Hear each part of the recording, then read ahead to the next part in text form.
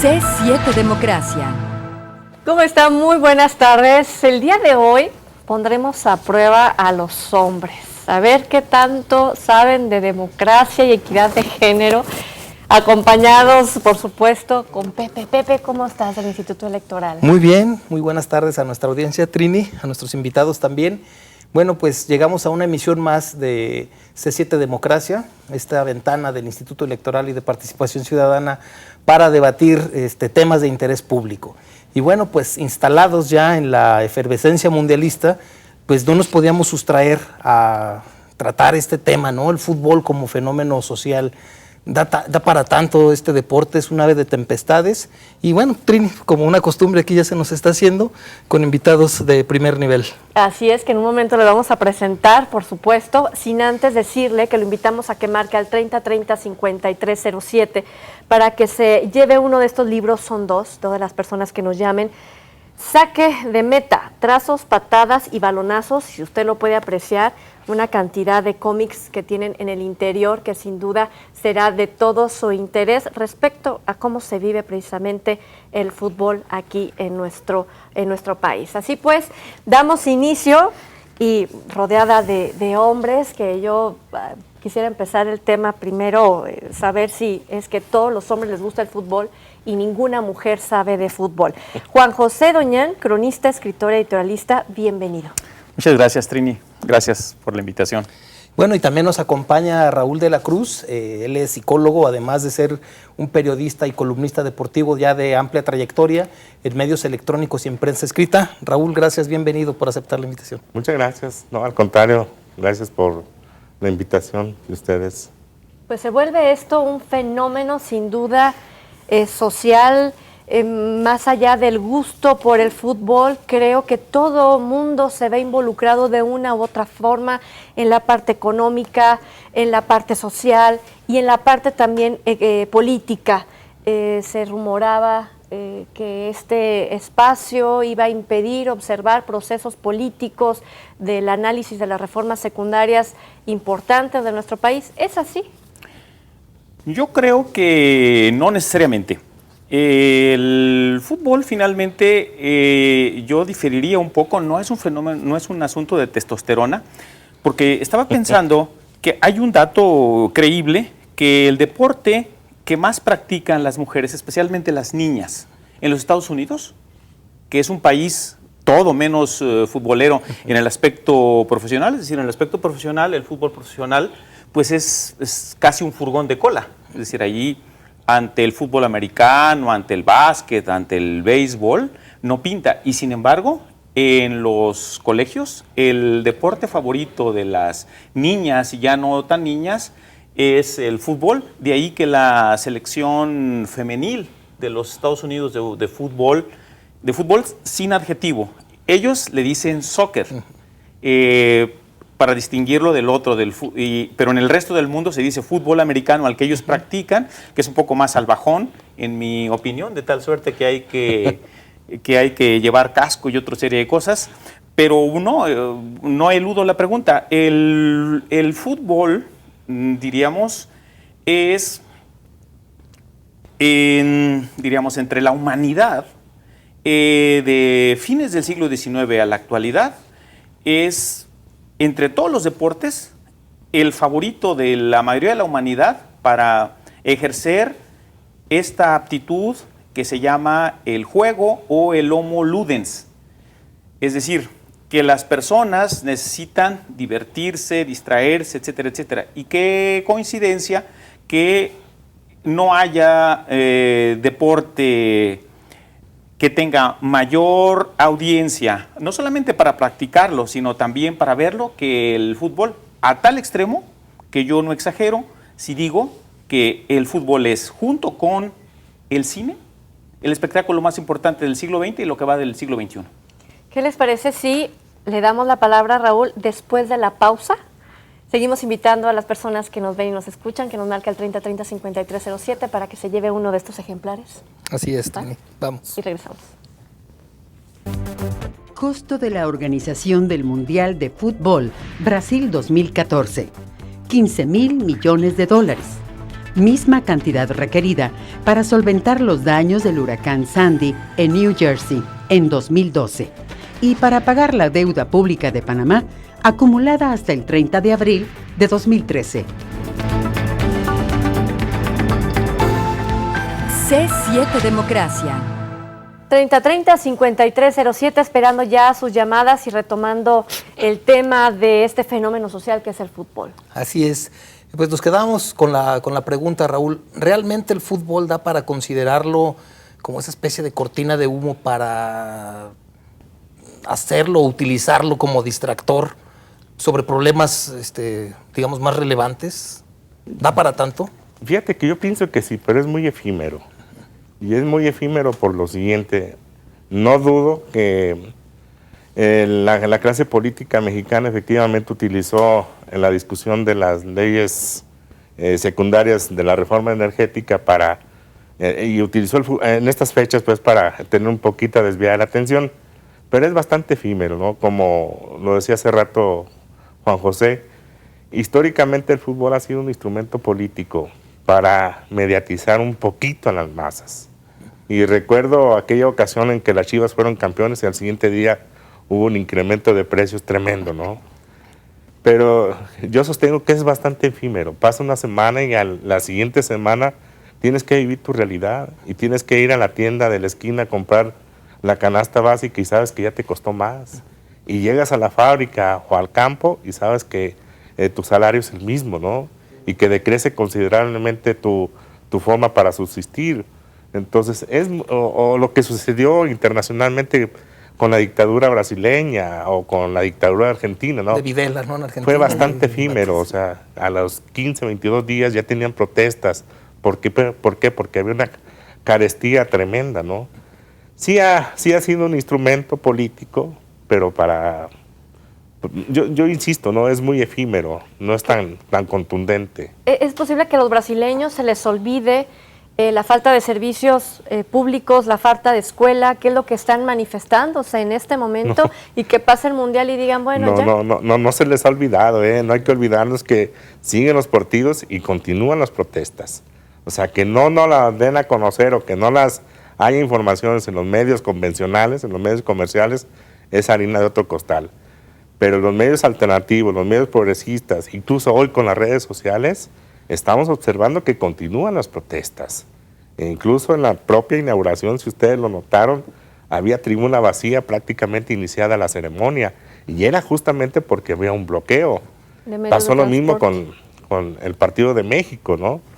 Y así sucesivamente en todas las ciudades de Brasil ha estado manifestaciones de inconformidad, porque efectivamente, como lo dijeron ahorita ustedes aquí, el gasto es monumental y la crisis.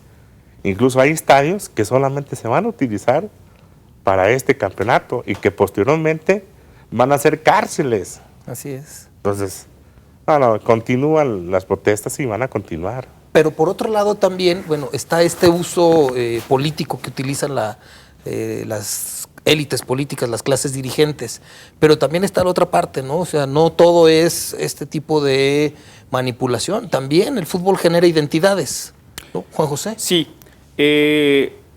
como le interesa a tantas personas el fútbol, es decir, no hay ningún otro deporte en el siglo XX y desde que entran los medios masivos de comunicación a dar cuenta de él, es explicable que los políticos de cualquier signo, de cualquier color en el mundo, se monten en esa ola. Es decir, vimos antier, no sé cuándo jugó Alemania, o antes de antier, en la tribuna, aplaudiendo, fotografiándose y demás. Es decir, porque también estar, diríamos, con el equipo, con mi equipo nacional, y no, yo no me puse la verde, digo, es una casualidad que traiga la verde, es también como una manera de legitimación ante los demás, es decir, ante esa gran audiencia. Lo hace el presidente de México, lo hace el primer ministro de la Gran Bretaña, etcétera, etcétera. Pero lo que dice Raúl es verdad, es decir, esto no lo hace a las personas a olvidarse de que, siguen los problemas, siguen mis obligaciones cotidianas, no me puedo sustraer a ese tipo de cosas. Es decir, finalmente el fútbol es un universo emotivo, y ahorita llego a lo de las identidades, en el cual pues todos participamos y caemos como una suerte como de infancia, que finalmente es la edad por excelencia del juego. Es decir, jugar no está mal. Pues es que no hay que olvidar eso, ¿no? Sí. Que es un juego también. Es un juego, por supuesto. Es decir, es un juego serio. Sí. Porque provoca decepciones. Es decir, ahora estamos muy emocionados. A México le ha ido muy bien esos 2 primeras salidas. Es decir, hay una suerte como que nos sube el estado de ánimo, ¿no? Pero también eso se da dentro de un ámbito que es el juego. Es decir, esto no cambia el mundo.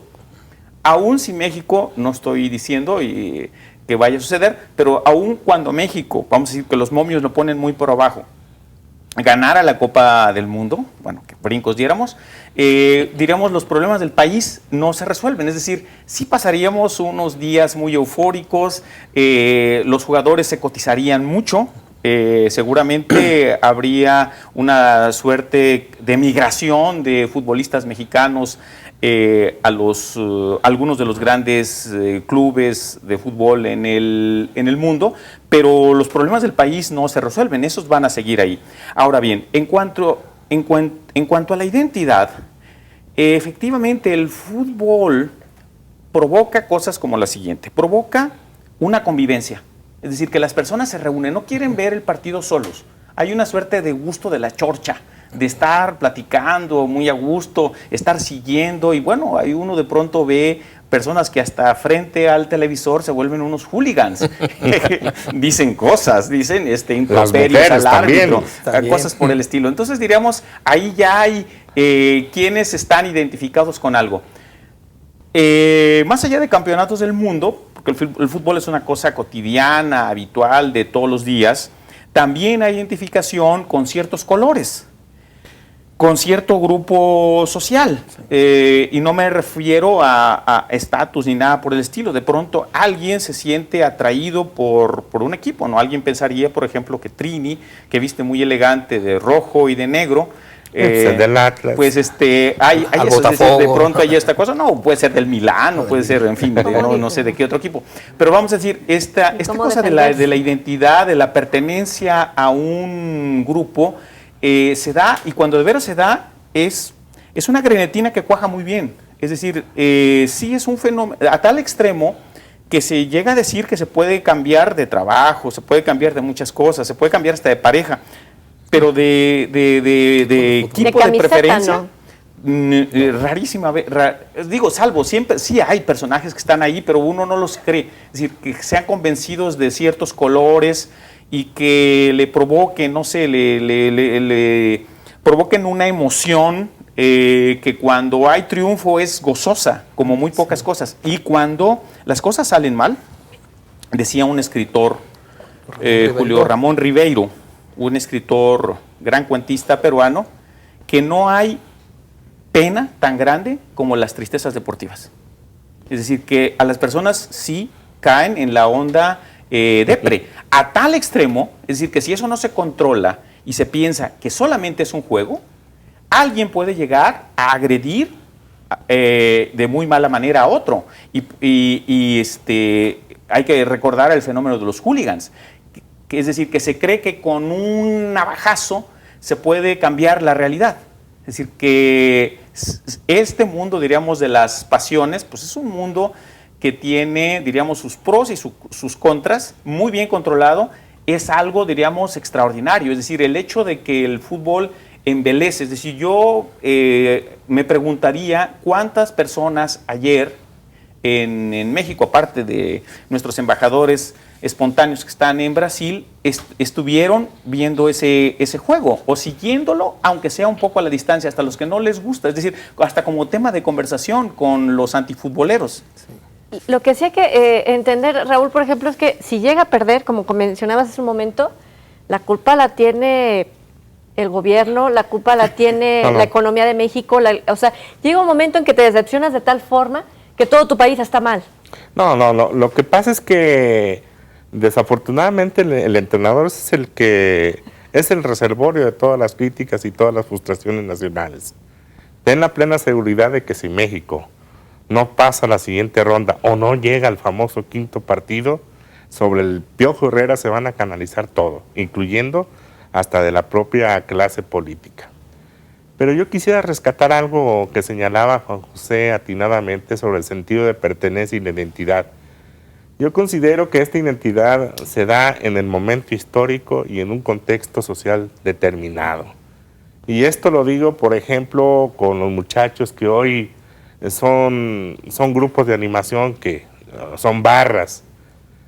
Por lo general, la gran mayoría de ellos son jóvenes de las clases desprotegidas, y como no encuentran un satisfactor social en su modo de producción, bueno, se identifica con un equipo, por ejemplo, en este caso, voy a poner el caso de las Chivas, que es el símbolo nacional. ¿Por qué? Porque representa la mexicanidad, entre comillas. Bueno, ahora con Vergara ya no, porque ya son elitistas y burgueses.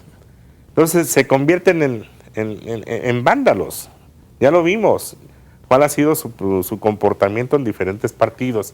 Entonces ahí hay una identidad mal canalizada, ¿no? ¿Por qué? Porque utilizan como pretexto el fútbol para desplazar sus frustraciones, las negaciones que le da la vida. Como se vio el día de hoy con el partido de Chile, que un grupo de chilenos rompió o fue contra una de las entradas del estadio, algunos presos, otros lograron entrar, pero precisamente de este fenómeno de violencia podemos hablar al regreso de la pausa. Claro, al regreso hablamos de eso, de estos fenómenos, ¿no?, que se han dado también, fenómenos muy violentos. Así es, 3030-5307 y ya regresamos. Jamás renunciaré al derecho y al placer de soñar con el fútbol, por fidelidad a la infancia y por fidelidad al orgullo inexplicable de ser brasileño. Pablo Méndez Campos, escritor brasileño. Según una encuesta de la firma Manpower Group, especializada en recursos humanos, 68% del empresario consultado cree que el rendimiento laboral de su empresa descenderá durante el Mundial 2014.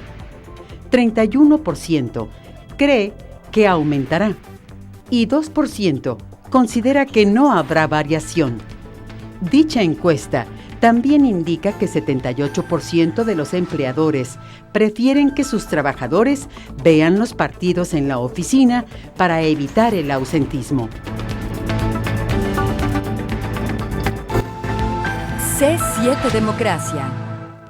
Saque de meta, trazos, patadas y balonazos, obras de diferentes moneros que reflejan el fútbol de nuestro país, el fútbol a lo largo y ancho también de este planeta. Varios cómics que usted puede leer en su casa si nos marca el 3030-5307. Son 2 ejemplares que se puede llevar a casita este día y leer muy a gusto mientras estamos en la onda esta futbolera. Así es, bueno, antes de irnos al corte, platicábamos con nuestros invitados también. Esta es una parte, el aspecto económico, ¿no? Pero también está el otro aspecto, que puede ser una consecuencia, yo imagino que así debe ser, la parte de la violencia, ¿no? Ese fantasma que ya empieza a proliferar en nuestros estadios en México, ya no es únicamente los tifosi italianos o los hooligans en Inglaterra, sino esas barras bravas sudamericanas que de mala manera se han venido posicionando en nuestro fútbol. Yo les pregunto, Raúl, tú que tocabas este tema de la violencia, este tipo de grupos de animación o barras, como comúnmente se les conoce, han venido a quitarle la esencia familiar al fútbol mexicano, y que después también Juan José nos dé su punto de vista. Mira, lo que pasa es que en la tribuna hay una sensibilización tal que te destroza todos tus mecanismos de defensa y te proporciona elementos pasionales para poder agredir a cualquiera. Es muy, ¿cómo quisiera expresarlo? Es momentáneo, ¿no? Por esa división de clase que hay, que ahí se pierde. Lo mismo puedes convivir con una gente, con un empresario, con un campesino, te pones a la par. Y aparte, la figura de autoridad se diluye totalmente, ¿no? Ahí en la tribuna tú puedes hacer lo que tú quieras porque pagas un boleto. Cobijados por el anonimato, Así ¿no? es. También, de una manera hasta cierto punto cobijados totalmente cobarde, ¿no? por el anonimato. Y efectivamente, y este grupo de animación han venido a ser como catapultas, como ejes direccionales para que la gente se comporte de determinada manera. Todos sus cánticos, todo su discurso son tambores de guerra, ¿eh? Todos sus discursos. Por ahí en Argentina, un especialista en temas relacionados con la sociología del fútbol hizo un estudio justamente con las barras bravas argentinas, y él señalaba que incluso su preparación, su ritual para asistir al estadio es agarrar el fusil y el machete, porque hay que darle a los que están de rivales en el contrario, ¿no? Y sí, efectivamente, o sea, yo coincido contigo de que han venido a exacerbar los ánimos de violencia. Y ya hemos visto cosas tan lamentables como por ejemplo el caso del muchacho aquel que perdió un ojo en la tribuna del Estadio Jalisco. O los muertos en Querétaro. Los muertos en Querétaro. Unos muertos en el Estadio de México 68, ¿no? Y ahora lo que vimos con el partido de las Chivas, ¿no? Con su barra famosa, que eso obligó a la gente del Guadalajara eliminarla de sus tribunas. Pero yo sigo insistiendo, ¿no? O sea, habría que canalizar en un sentido, no sé, a lo mejor, es que el fútbol no se puede ver de otra manera, Pepe, en la tribuna. Pero entonces sí ha desplazado la unión familiar, favoreciendo el deseo de desahogo, de esta violencia que se escucha con los tambores y con los gritos y las patadas, ¿no? en el piso. Yo diría que esos grupos violentos siempre han sido una minoría. Es decir, claro, como aparecen en los periódicos, aparecen en los noticiarios, entonces diríamos, pareciera que la tribuna está así, es decir, que es un caldero, cuando la mayoría pues está muy a gusto, platicando, echándose la chorcha, gritando. Yo diría que la nota de una suerte de violencia, que no llega a violencia, sino que es más bien una cosa juguetona, que ahora en el juego de ayer se advirtió que los usos y costumbres de los aficionados mexicanos ya ahora se exportan, es gritarle al portero del equipo contrario un bruto, término, pues que bueno, para hacer un poco el juego hubo un portero del Atlas que se llamó Cabuto, sí. Y entonces le gritan algo parecido, y dicen, bueno, pues que Cabuto está jugando, está alineando, o es un hijo suyo, o qué. Es decir, claro que lo que se dice allí con esta expresión que todo mundo entiende es, pues es una palabra, diríamos, juguetona, que desde luego que hay que entenderlo, diríamos, no como una suerte de hostilidad, es decir, lo que le gritan no van a ir a golpearlos. Es una especie de desahogo también. Como es una suerte de desahogo, y yo diría que está dentro de los límites permisibles, y yo diría hasta civilizados, con todo y que sea una mala palabra la que se grita.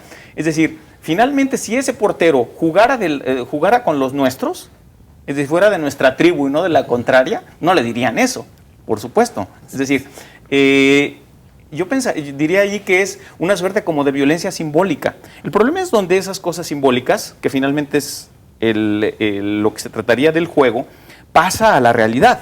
Es decir, cuando se quiere llevar no solamente, diríamos, una suerte de frustración o de desahogo muy mal canalizada. Es decir, lo que decía Raúl, en la tribuna hay una suerte como de espíritu, ¿cómo decir?, colectivo, un empoderamiento de esa masa. Me hace recordar un libro magnífico de Elías Canet que se llama Masa y Poder, en el cual ese empoderamiento lleva a decir es que somos poderosísimos, es que nosotros que estamos jugando aquí de locales, vamos a apabullar a esos que están ahí, aun cuando los que están en la tribuna no participen. Ahí son 11 contra 11, pero diríamos, los que juegan de visitantes sí sienten el rigor. Esa es un poco la motivación de lo que sucedió en Argentina con las barras, es decir, hacerles sentir que están jugando en un comal muy caliente y que entonces achicarlos. De eso se trata. Y pues por el contrario, estimular a los otros para que borren en la cancha al equipo rival. Y yo diría que esa sería la diferencia entre la violencia real y una violencia simbólica y juguetona, en la cual México ha hecho cosas, diríamos, pues de las cosas que se han exportado del fútbol mexicano, como la ola, como el grito al portero, que ahora los de en Fortaleza, los de Brasil, hacían lo mismo cuando despejaba Ochoa, ¿no? No, pero eso tiene una connotación totalmente distinta, Juan José. ¿Qué? El origen del Pluto que se escucha, Pluto, ¿eh? Sí, que se escucha en la tribuna, tengo entendido que se originó a raíz de que un portero de X equipo, no voy a decir más o menos sus colores, tenía tendencias homosexuales. Entonces, para fastidiarlo, le gritaban de esa manera, ¿no? Para que se descontrolara y así el equipo contrario tuviera la oportunidad de hacer un disparo y meter el gol. Sí, pero hay cosa que a lo mejor término. Nadie sabe. Pero, a ver, pero más allá de la motivación, no muchos, es decir, ¿no? lo que se quiere decir con ese término, de que le sobra ahí una letra a lo de Pluto y que todo el mundo entiende. Las orejas. Le sobran las orejas, sí, muy sobradas. En México significa cobarde. Decía, no seas este tipo de cosas. Es decir, no es tanto, diríamos, un poco medio de la preferencia, es decir, que finalmente es una, yo diría que lo que querría decir es una suerte de hostilidad finalmente juguetona que no llega a mayores. Es decir, que al portero, sea o no sea eso que se le quiere decir, finalmente es una palabra polisémica muy usada, es decir, muy coloquial para fastidiar a alguien. Pero, Juan, a ver, o sea, que alguien desde la tribuna trate de fastidiar al equipo contrario o al árbitro. Al árbitro se le dicen también cantidad de cosas. Luego nos va a regañar Sí. porque no lo dejamos Sí, hablar. perdón. Va a decir, Yo digo, ¿por qué se hizo tan evidente, tan generalizada la palabra? Porque también envuelto en la masa hay un contagio colectivo. O sea, los grupos estos de animación se vienen a convertir en catalizadores de los tambores de guerra, de todos sus gritos y cánticos. si se fijan, estamos concentrados en este grupo, pero volvemos a la pregunta, ¿qué pasa entonces con la familia? Con los menores, con las niñas que quieren ir a ver también el fútbol. ¿Qué pasa en el entorno familiar? Yo también tengo derecho a ir al fútbol y sin embargo a lo mejor digo no quiero ir porque no sé qué va a pasar, porque no sé cuántos elementos de seguridad hay. Es lo primero que te preguntan, ¿los están revisando en la puerta, sí o no? ¿Los están bolseando o no los están bolseando? Eso es lo que yo me preguntaría como mamá, ¿no? A lo mejor también como padre de familia. ¿Qué pasa con ese grupo, Raúl? No se involucran, o sea, en el estadio aprenden muchísimas palabras, los niños y las niñas, En el estadio se involucra totalmente la familia en todo lo que sucede alrededor de la tribuna. Yo aprendí que me tenía que bañar después de un partido del Atlas. Sí. ¿No? Recuerdo ahora en la final de los Leones Negros, cuando anotan el gol del empate, fue una bañadera tremenda. Y cuando tú volteas y el que te bañó no es un muchacho de esos barristas o porristas, sino que es una persona vestido muy formalmente, pero que dice, es que la emoción me embargó y aventó la cerveza y nos cayó a nosotros. Un profesor universitario, ¿no? Entonces, sí, los universitarios, todos ellos, los posgraduados, porque ahí se diluyen todas las profesiones. La masa, o sea, la gente de la tribuna, la masa se convierte en una sola. Ahí no hay profesiones, no hay religiones, sino el sentido común es el equipo de su preferencia. Entonces, se involucra a la familia. Yo he visto que la familia se involucra. Pero también hay gente que se reserva bastante, ¿no? Que continúa de que solamente va al fútbol como un espectáculo totalmente digerible y que aparte es muy económico, ¿no?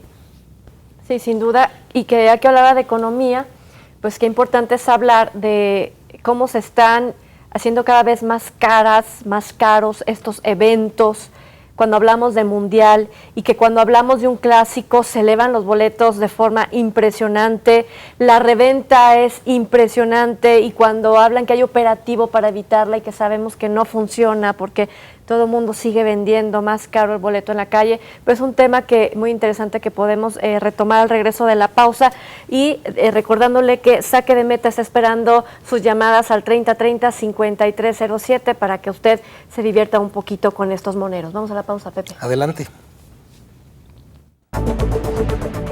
Los aficionados al fútbol buscan el fin de semana en el estadio, la victoria que la vida les niega el resto de la semana. Armando Nogueira, escritor brasileño. Según la revista Forbes, en el proceso rumbo al Mundial de Alemania 2006, la Femex Food reportó ingresos por $100 millones. Para el proceso de Sudáfrica 2010, $170 millones. Y para Brasil 2014, $250 millones. De acuerdo con estas expectativas de crecimiento, para Rusia 2018 podrían ingresar $400 millones.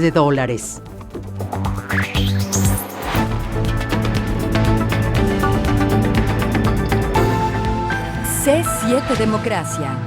Dineral que yo me pregunto si le diéramos $1 millón a cada habitante cuando estamos hablando de cientos, ¿no estaríamos mejor?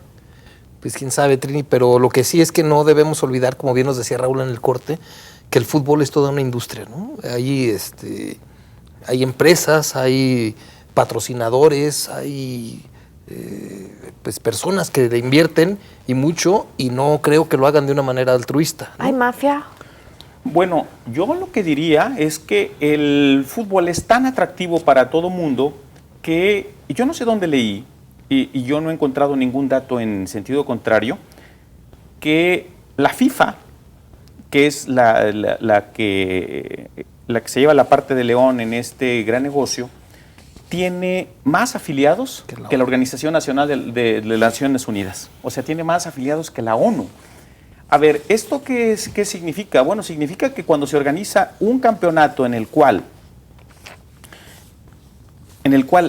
participan directa o indirectamente todas las naciones, o la mayoría de las naciones, porque hay una eliminatoria para llegar al campeonato del mundo, entonces, pues hay esta idea de que allí hay un negocio latente en el cual muchas naciones quieren participar, es decir, hay una suerte de pelea por ser la sede para organizar un mundial de ese tipo. Bueno, ahora, ¿qué es lo que se ha dado en la realidad? Bueno, en Sudáfrica, que tuvieron un déficit, una crisis económica, en Alemania no. Y entonces, bueno, pues en Brasil no sabemos, lo que sabemos es una inversión descomunal con medidas tan poco racionales como esta que se estaba mencionando Raúl, que yo no sé en qué lugar, por ejemplo en Manaus no hay ni siquiera equipo de primera división, no. Y entonces se hizo un estadio de primer mundo. Bueno, hay que pensar también qué ocurrió aquí con los Juegos Panamericanos, es decir, unas instalaciones que de pronto pues está la amenaza de que se conviertan en elefantes blancos muy caros porque hay que darles mantenimiento. Y entonces es una inversión poco racional. ¿Qué pasa, Raúl, con la economía en el fútbol? Bueno, pues es como te decía anteriormente, la FIFA es un estado sobre otro estado y ellos han creado una organización industrial extremadamente poderosa donde están involucrados firmas patrocinadoras, las más importantes que hay en el mundo, medios de comunicación de los más importantes del mundo, las principales cadenas televisoras prácticamente de todo el país están involucrados en la organización del Mundial. Las empresas de marketing, las empresas de mercadotecnia, representantes de jugadores, o sea, toda esa industria que genera la FIFA, efectivamente, al final de cuentas hay un reparto, mínimo, pero sí hay un reparto. A cada federación de los equipos participantes les llega su tajada. Ahora bien, sí ha habido una serie de denuncias relacionadas con los sobornos, con los fraudes, pero desafortunadamente ninguna ha sido comprobada. Yo recuerdo el libro del Señor de los Anillos, donde se hizo una denuncia, en mi concepto, sumamente fundamentada, pero no pasó a mayores, porque los poderosos de los medios de comunicación la detuvieron. Hoy, con el partido de Brasil, por ahí salió una nota que los dos árbitros que trabajaron en el partido inaugural ya fueron totalmente vetados porque Japoneses. les habían depositado $150,000 en las Islas Malvinas. Creo que es presuntamente lo ¿Quién se los había descubrieron. depositado? Pues, ¿quién? Ahí están Alguien. las sombras, ¿no? Lo oscuro y lo claro del fútbol. Agradecemos las llamadas que nos han realizado Carlos Reynoso Valdés. Hay muy buen programa y me alegra que hablen de fútbol. Hay quienes sostienen que el fútbol no tiene nada que ver con la vida del hombre. Desconozco cuánto sabe esa gente de la vida, pero de algo estoy seguro, no saben nada de fútbol. Sí, también nos llama Ricardo Martínez López, nos felicita por el programa, al igual que Alejandro Morales y Alejandro Salazar. Igual que Carlos Silva, muy buen programa, felicidades. Y entran los 5 a la rifa, vamos a unirnos para que de ahí, Pepe, si te parece, saquemos 2 que se llevan estos libros y hay que pasar a recogerlos a Francisco Rojas González, 155, esquina Avenida México, Colonia Ladrón de Guevara, saque de meta y pues nos vamos. ¿Yo? ¿Me toca? ¿La Sí, mano te toca. santa? Aunque va a ser este y este. Los ganadores son Carlos Silva y Carlos Reynoso Valdés, que se llevan precisamente este libro, Saque de Meta. Muchísimas gracias de verdad por habernos acompañado el día de hoy y habernos compartido su experiencia dentro del fútbol. Juan José Doñán, muchísimas gracias. Y Gracias Raúl de por la la Cruz. invitación. Gracias. Gracias por la invitación. Muchas gracias y gracias a toda nuestra amable audiencia. Los esperamos la próxima semana con otro tema de interés para la agenda pública.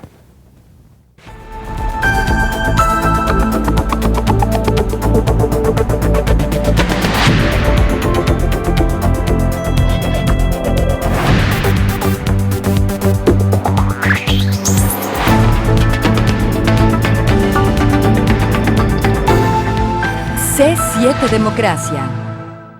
Los comentarios y las opiniones vertidas en este programa son responsabilidad de quienes las emiten. De ninguna manera representan el punto de vista de C7 Jalisco. Se difunden como un ejercicio de pluralidad, diálogo y tolerancia. Derechos reservados C7 Jalisco 2014.